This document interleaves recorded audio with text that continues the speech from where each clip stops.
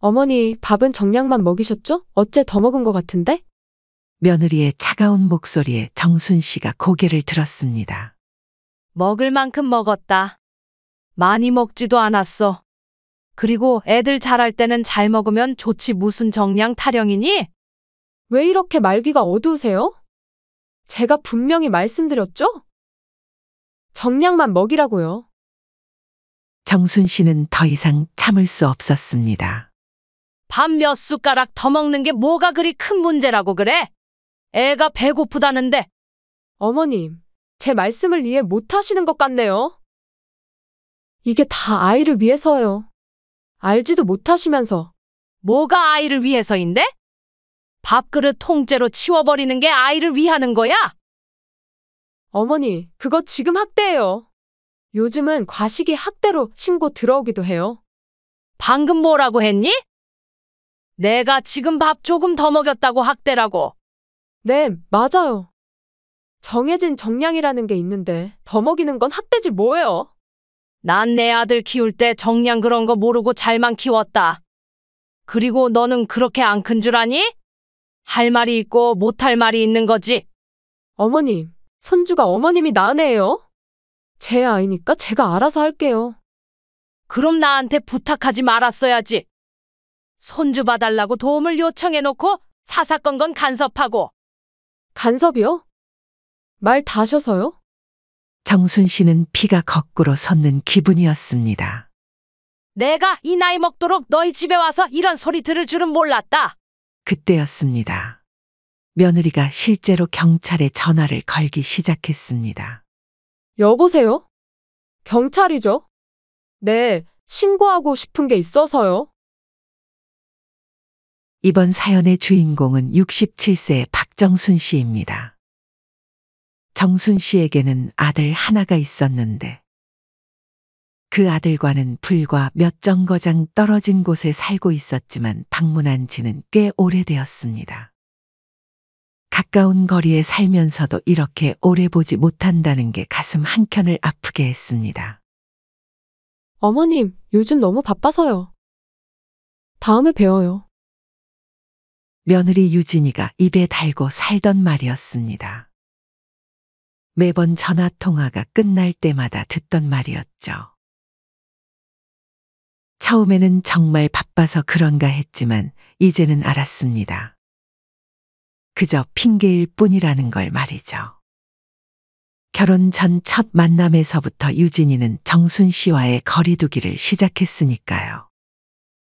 정순 씨는 아직도 그날을 선명히 기억하고 있었습니다. 유진이는 첫 인사부터 건성이었습니다. 상에 앉아서는 휴대폰만 만지작거리며 대충 몇 마디를 던질 뿐이었죠.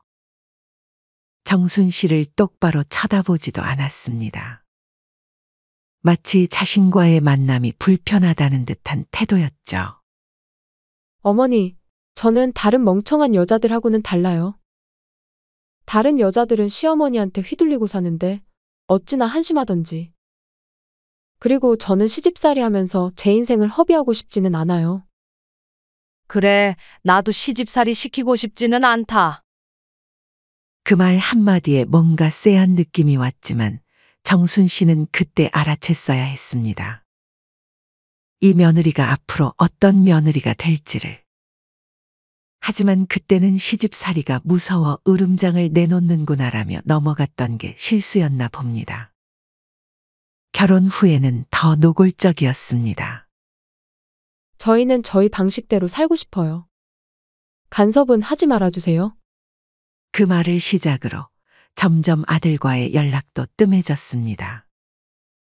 명절에도 저희끼리 보내고 싶어요. 라며 오지 않았습니다. 정순 씨가 찾아가려 해도 어머? 어머니 요즘 자식집 찾아오면 실례예요. 라는 말만 돌아왔습니다. 아들은 더 가관이었습니다. 처음에는 엄마, 유진이가 아직 적응하느라 그래요. 이해 좀 해주세요. 라고 하더니 자신의 아내 편을 들며 어머니와의 거리두기에 동참했습니다. 처음에는 이해하려 했습니다. 새로 시작하는 신혼생활이니까 둘만의 시간이 필요하겠지라고 생각했죠. 하지만 시간이 지나도 상황은 나아지지 않았습니다. 오히려 더 악화되었죠. 명절마다 빈자리를 보며 한숨 찢는 일이 잦아졌습니다. 첫 손주가 태어났을 때였습니다. 정순 씨는 얼마나 기뻤는지 모릅니다. 드디어 관계가 좋아질 수 있겠다고 생각했죠. 아이가 생기면 달라질 거라 믿었습니다. 하지만 현실은 달랐습니다. 어머님 오시면 신경 쓰이기도 하고 불편하기도 해서 나중에 봬요. 산후조리원에 들르려 해도 병원에 가려 해도 매번 거절당했습니다. 심지어 손주 사진 한 장 보내주지 않았습니다. 겨우겨우 애원하듯 달라고 해서야 보내주었죠. 요즘은 아기 키우는 방식이 달라요. 어머님 세대와는 많이 다르니까 저희가 하는 방식을 존중해 주세요. 마치 정순 씨가 구시대적인 사람인 것처럼 말하는 며느리의 태도가 서글펐습니다. 손주의 얼굴을 보는 것조차 특별한 허락이 필요한 일이 되어버렸죠. 아들이 전화를 걸어올 때면 늘 뒤에서 들리는 며느리의 한숨소리, 짜증 섞인 목소리가 정순 씨의 마음을 아프게 했습니다. 자신의 존재 자체가 며느리에게는 불편한 것 같았죠. 전화 통화 중에도 여보, 이제 그만하고 와요. 라며 재촉하는 소리가 들렸습니다. 둘째가 태어났을 때도 마찬가지였습니다. 이번에는 며느리가 먼저 연락을 했지만 그것도 도움이 필요해서였죠. 어머님, 첫째 좀 봐주실 수 있으세요? 둘째 낳고 나서 힘들어서요. 그때는 필요하다고 먼저 연락해 놓고 일이 끝나자마자 다시 연락이 끊겼습니다. 마치 정순 씨는 필요할 때만 불러다 쓰는 도구 같았죠. 도움이 필요할 때만 연락하고 그 외에는 철저히 무시하는 패턴이 반복되었습니다. 특히 서운했던 것은 정작 며느리의 친정 부모님과는 자주 만난다는 소식을 들었을 때였습니다. 아들의 SNS에 올라온 사진을 통해 알게 됐죠. 주말마다 친정에 가서 외식하는 모습, 손주들과 즐겁게 노는 모습이 가득했습니다. 정순 씨에게는 한 장의 사진도 보내주지 않으면서 말이죠. 그런데 그런 며느리가 또다시 전화를 걸어왔습니다. 어머님, 이번 주말에 시간 되세요? 웬일이니? 제가 요즘 너무 바빠서요. 애 좀 봐주실 수 있을까요? 이번 주말에는 자택근무를 좀 해야 돼서 애들 신경 쓸 겨를이 없을 것 같아요. 정순 씨는 순간 쓴웃음이 났습니다. 역시나 며느리에게는 필요한 사람이 되었을 때만 연락이 오는 법이었습니다.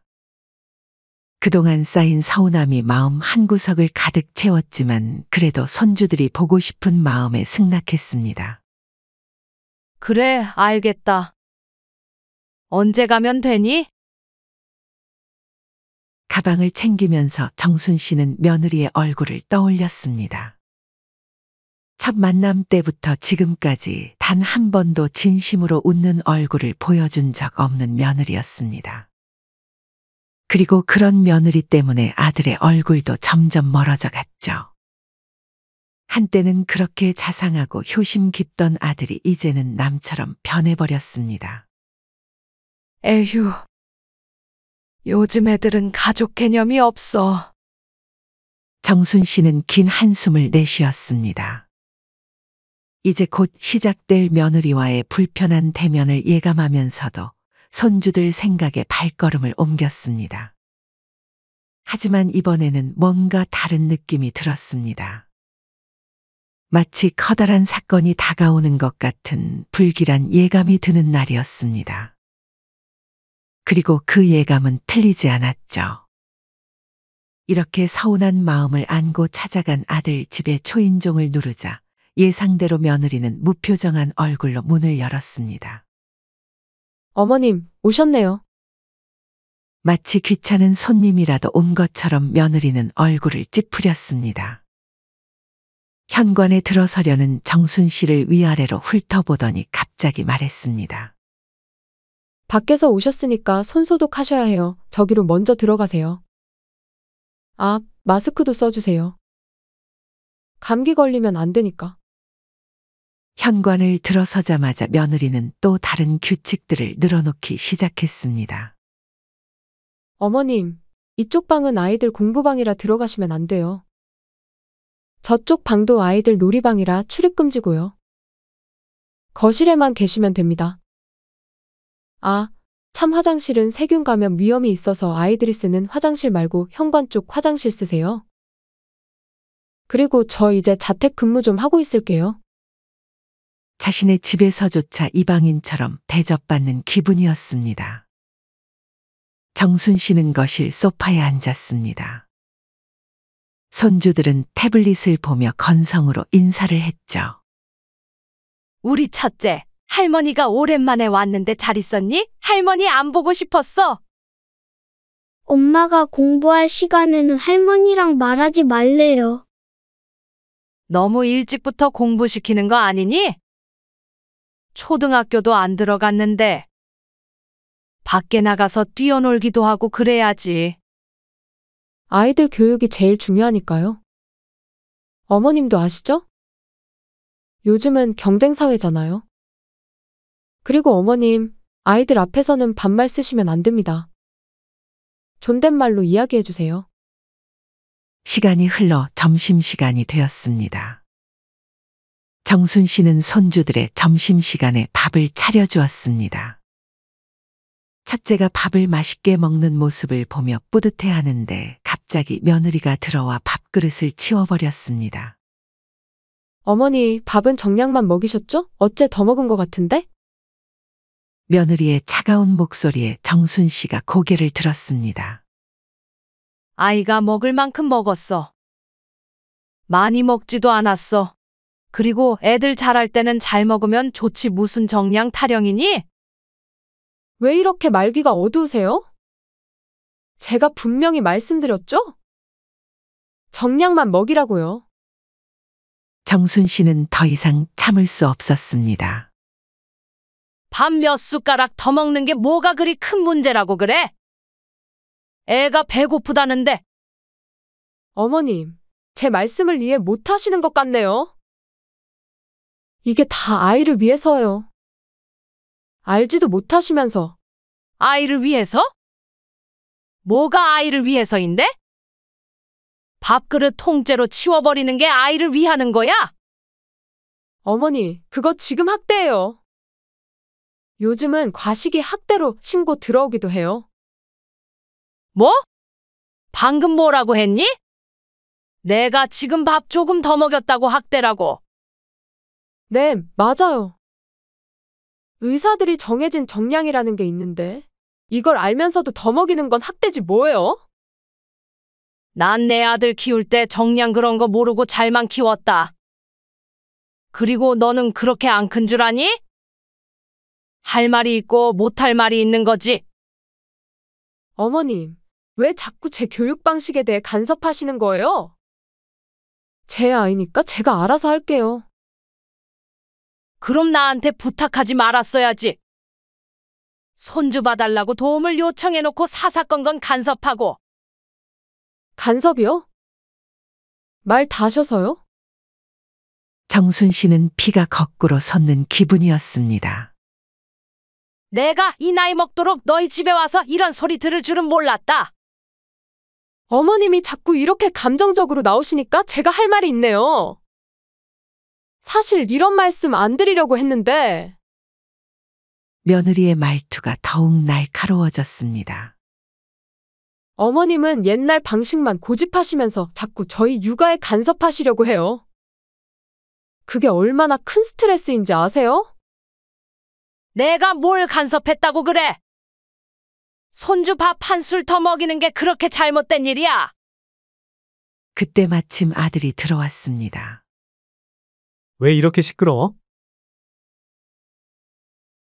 무슨 일이야? 여보, 어머님이 자꾸 우리 육아 방식에 간섭하시는 거야. 내가 아무리 말씀드려도. 엄마, 요즘은 예전하고 많이 달라졌어요. 어쨌든 간에 저희 아들이고 저희 집이니까 룰을 따라주세요. 너까지 그러는 거니? 엄마, 저희도 나름대로 공부하고 연구해서 이렇게 키우는 거예요.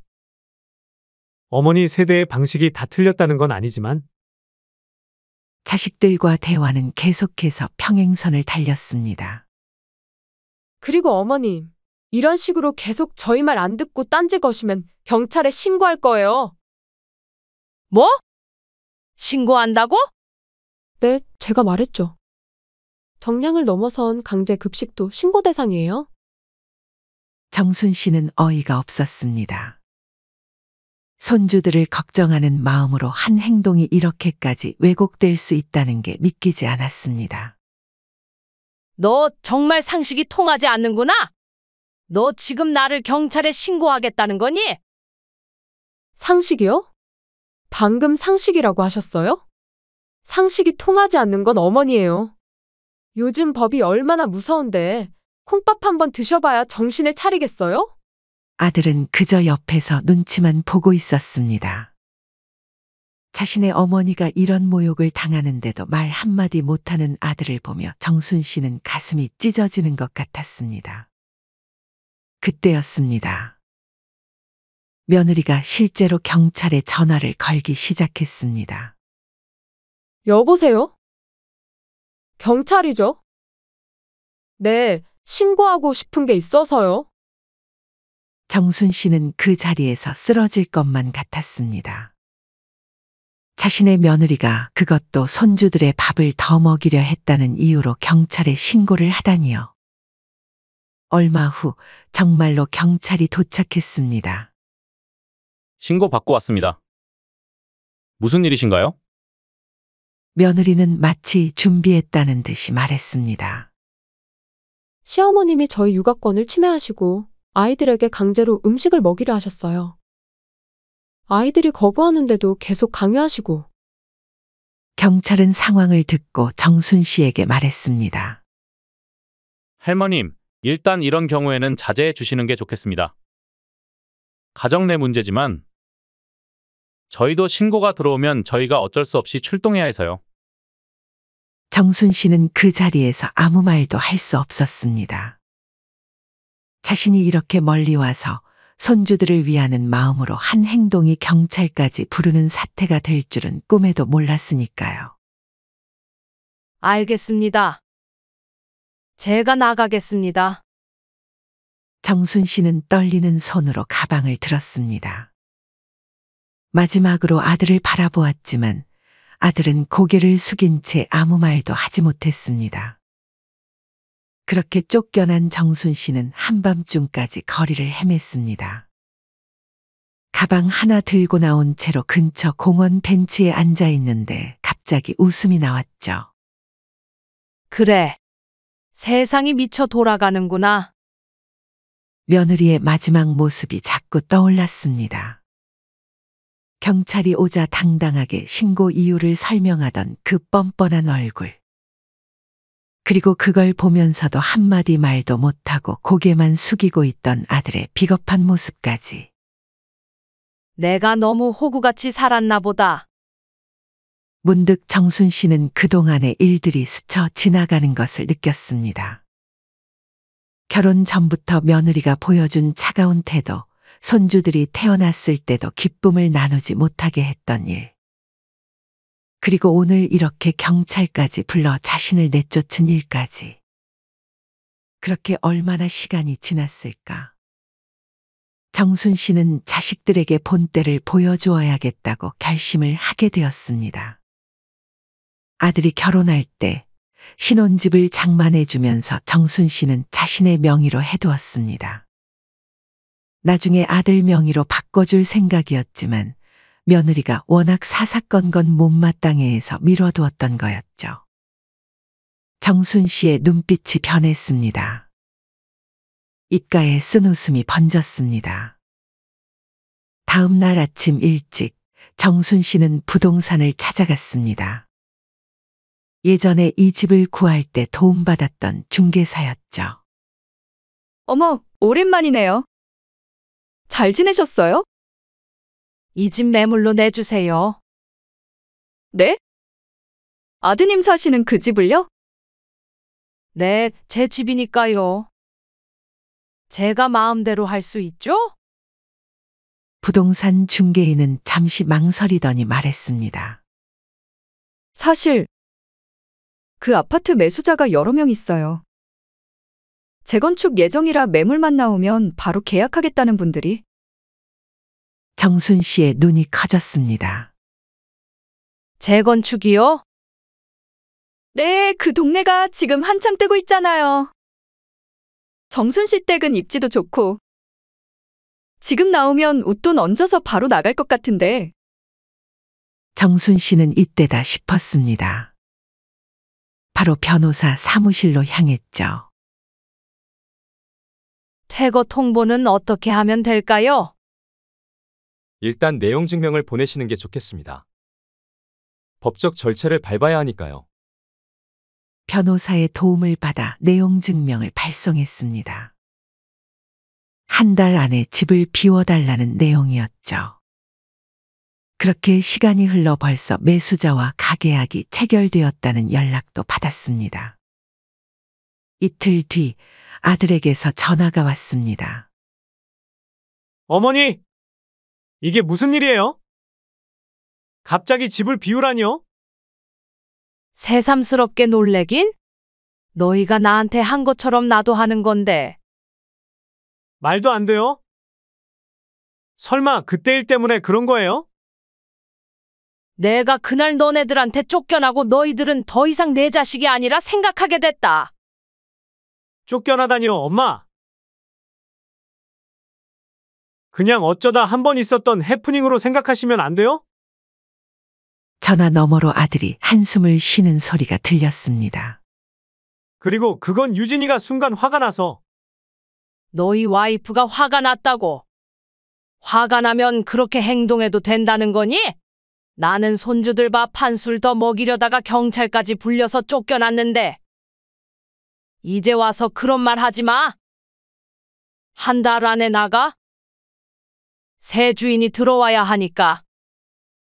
이제 너네들도 집에서 쫓겨나는 기분을 알게 될 거다. 그날 저녁 아들 부부가 정순 씨의 집을 찾아왔습니다.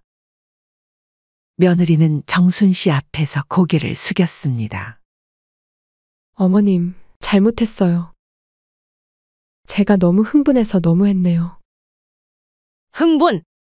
내가 경찰 부르면서는 그렇게 당당하더니 이제 와서 그런 말이 나와. 저희가 진심으로 사과드립니다. 이사 가면 어디서 살아요? 전세금도 없고. 정순 씨는 비웃음이 났습니다. 그건 내가 알 바 아니지? 나보고 나가라고 할 땐 그런 생각 안 했잖아. 이번에는 아들이 무릎을 꿇었습니다. 엄마, 제발요. 저희 애들도 있고. 며느리가 울먹이며 말했습니다. 어머님, 제가 정말 큰 잘못했어요. 용서해 주세요. 집값이 이렇게 많이 올랐는데 저희 보고 나가라고 하시면 어떡해요? 가만히 앉아서 집값이 올라 신나했던 아들 부부는 이제서야 신기루였다는 걸 깨달았습니다. 아, 이제 집값 오른 걸 알았구나. 내가 말년에 돈복은 좀 있나 보다. 정순 씨의 차가운 말에 며느리는 더욱 울음을 터뜨렸습니다. 제발 한 번만 봐주세요. 저희가 앞으로는 잘할게요. 됐어. 너희가 경찰 부르던 날 나도 결심했어. 이제 너희랑 더 이상 얽히고 싶지 않아. 그때였습니다. 며느리의 태도가 갑자기 돌변했습니다. 그래요. 그럼 저희 보고 거리에서 살라는 거예요? 이럴 거면 왜 저희 결혼할 때 집은 사주신 거예요? 말이 안 통하는구나. 하긴 말로 할 필요 없지. 그렇게 법 좋아하니 법대로 하자. 한 달 안에 집 안 비우면 강제 집행할 거니까 그런 줄 알 거라? 결국 한 달 후 아들 내외는 짐을 싸야 했습니다. 이사 나가는 날 며느리는 마지막까지 성질을 부렸죠. 어머님, 이러시면 두고두고 후회하실 거예요.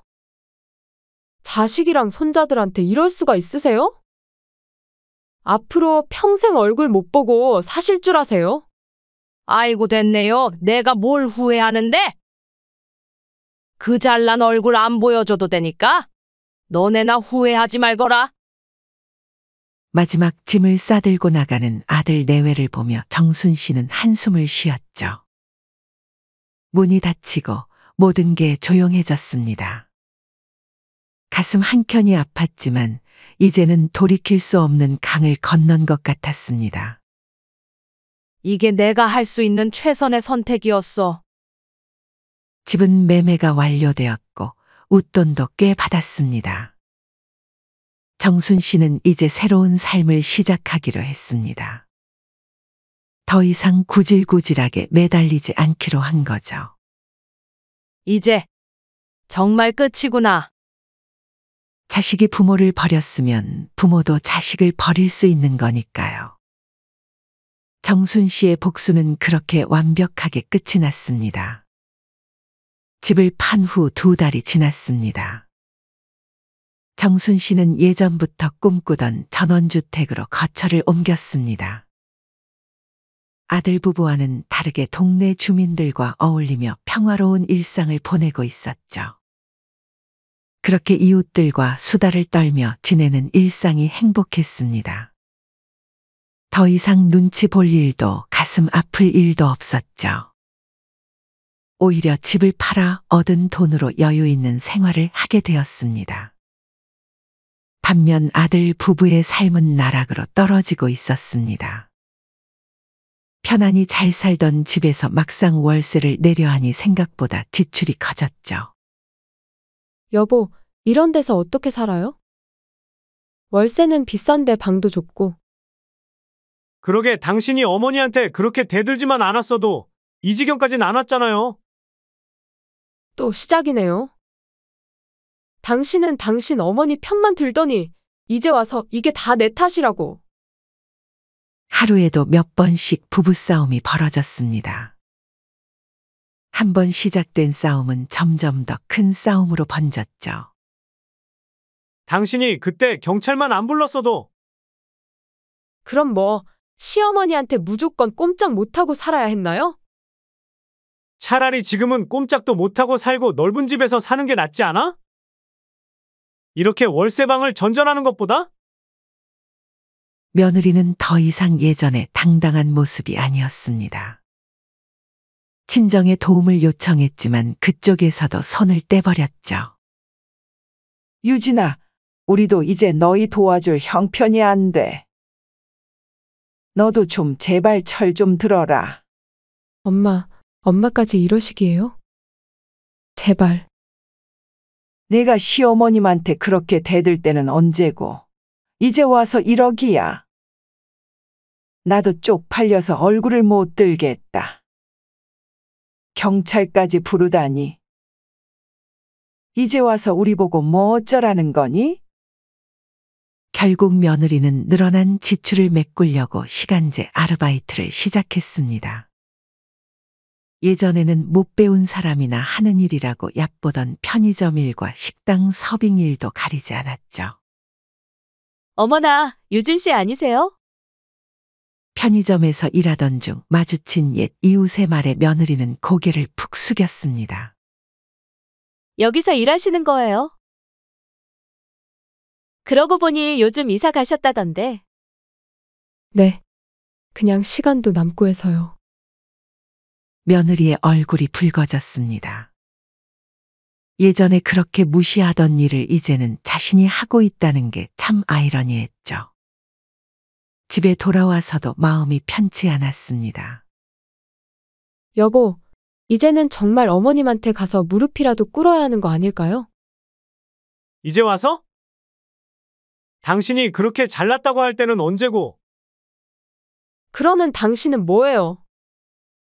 엄마 아들이면서 한마디도 못하고 중간에서 중재를 잘해줘야죠. 이제는 서로 책임을 물으며 다투는 게 일상이 되었습니다. 며느리는 자신은 이렇게 힘들게 살고 있는데 시어머니는 오히려 더 행복해졌다는 게 믿기지 않았죠. 여보. 어머니한테 한번 찾아가 볼까요? 뭐? 갑자기? 이제는 정말 제가 잘못했다고 빌어볼게요. 이대로는 못 살겠단 말이에요. 결국 아들 부부는 어머니 집으로 향했습니다. 하지만 정순 씨는 문조차 열어주지 않았죠. 어머님, 제발 문 좀 열어주세요. 진작 이럴 줄 알았으면 그때 그러지 말걸. 제가 잘못했어요.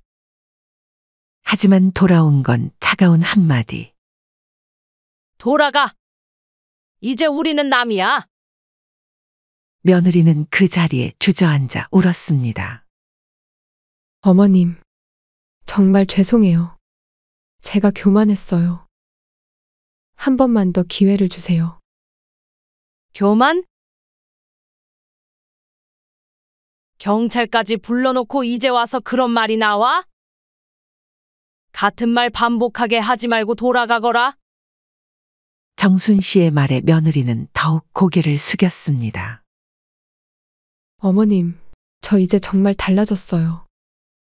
그동안 얼마나 힘들었는지, 제가 얼마나 잘못했는지. 며느리의 눈물 섞인 목소리가 계속됐지만 정순 씨는 이미 마음을 닫은 듯했습니다. 달라졌다고? 내가 경찰 부르던 날 나도 달라졌어. 이제 와서 용서해달라는 말 하지 마. 그 말을 듣자 아들이 무릎을 꿇었습니다. 어머니. 제가 잘못했습니다. 그때 옆에서 방관하고 비겁했습니다. 아들은 고개를 들지 못했습니다. 요즘은 매일 싸워요. 저희가 이렇게 될 줄 몰랐어요. 이제 와서 이러지 마. 돌아가거라. 더 이상 할애기 없다. 결국 아들 부부는 발걸음을 돌려야 했습니다. 돌아가는 길, 며느리는 계속 눈물을 흘렸습니다. 드디어 며느리가 자신의 잘못을 인정하고 사과했지만 이미 너무 늦어버린 후였죠. 반면 정순 씨의 삶은 나날이 풍요로워졌습니다. 이웃들과 수다를 나누며 사는 재미에 푹 빠졌고 주민 모임에서도 인기 많은 회원이 되었죠. 더 이상 구질구질한 관계에 매여 있지 않아도 되었고 누구의 눈치도 보지 않아도 되었습니다. 이제야 내 인생다운 인생을 사는 것 같네. 창 밖으로 들어오는 바닷바람을 맞으며 정순 씨는 미소 지었습니다.